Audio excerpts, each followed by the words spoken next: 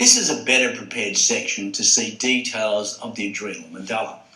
Developmentally, as well as physiologically, the adrenal cortex and the adrenal medulla are distinct glands. The cortex is derived from mesoderm, the medulla from neurocrest.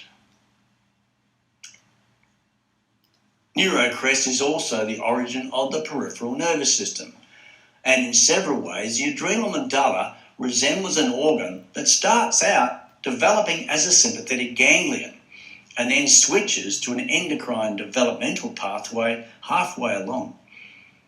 The cells that would normally become postganglionic sympathetic neurons neglect to send out axons or even dendrites.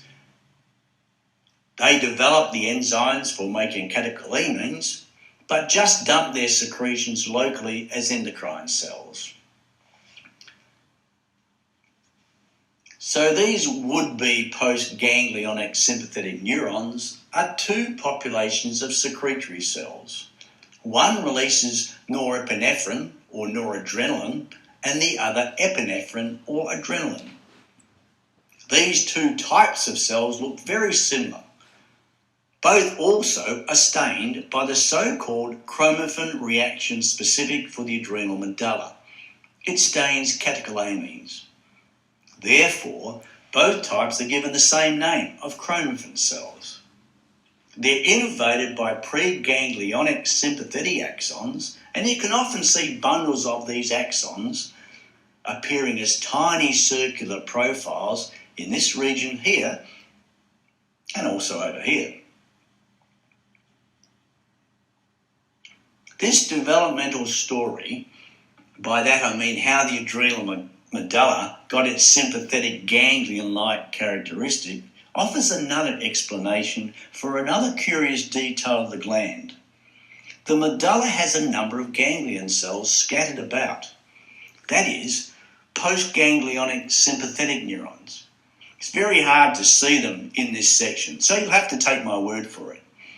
It is as though some of the developing neurocrest cells didn't get the message to switch over to endocrine type cells and went ahead and became postganglionic sympathetic neurons.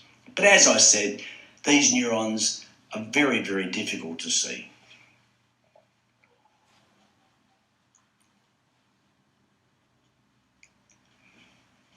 The central adrenomedullary vein and its tributaries has an unusual tunica media, and all the peculiarities are not visible, unfortunately, in this image. Nevertheless, let me tell you about what they are. The smooth muscle bundles are orientated longitudinally along the vein, and this creates areas for the cells in the adrenal medulla and even the cortex in some parts to be separated from the lumen of the vein by only a very extremely thin tunica intima. If the bands of smooth muscle contract, they then optimize the transfer of hormones into the circulation.